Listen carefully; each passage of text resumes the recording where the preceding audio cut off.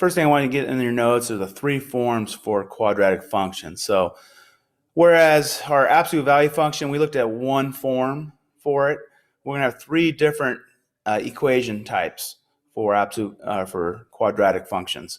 So the first one I'm going to go over is vertex form, which is very similar to what we just studied with absolute value functions, right? Vertex form is f of x equals a times x minus h squared plus k. So here's our example. F of x equals negative 2 times x plus 2 squared plus 18. So in this case, we should be familiar with the a value here. The a value is the number in front, right? So that's our a value, and it's going to have a similar situation to what we just studied with absolute value functions and how it affects the parabola. And then x minus the h, so here's our h value, and we know since this is plus 2, that h is actually going to be negative 2. And then the k value is the number outside here, so the k value is going to be 18.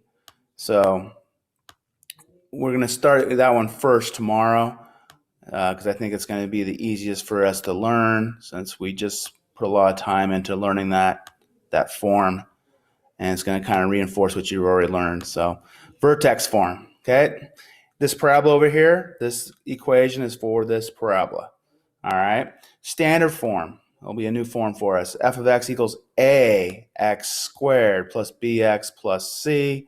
So the a is going to have the similar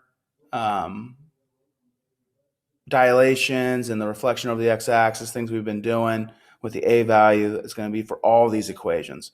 And then we'll learn about the b and the c and how that affects the parabola. But here's your example. F of x equals negative 2 times x squared minus 8x plus 10. So this negative 2 here is the a value, right? The negative 8, the coefficient of the x, is the b value, and the number by itself is the constant. That's the c value, all right? And then we'll be looking at one more form called factored form. So we'll have f of x equals a times x minus p times x minus q. And here's our example. F of x equals negative 2, there's your a value, times x minus 1 times x plus 5.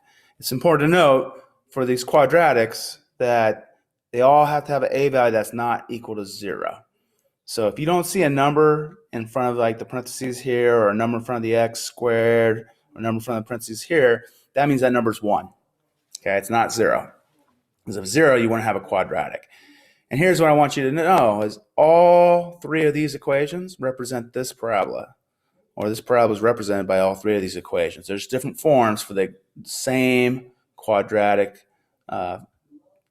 graph of the quadratic function. They're all the same. Factored form, standard form, vertex form.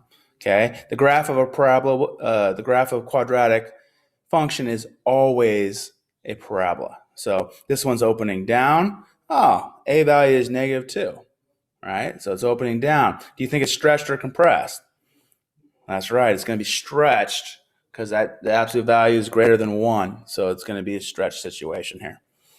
All right, so get this down in your notes, and we'll be talking about these a lot.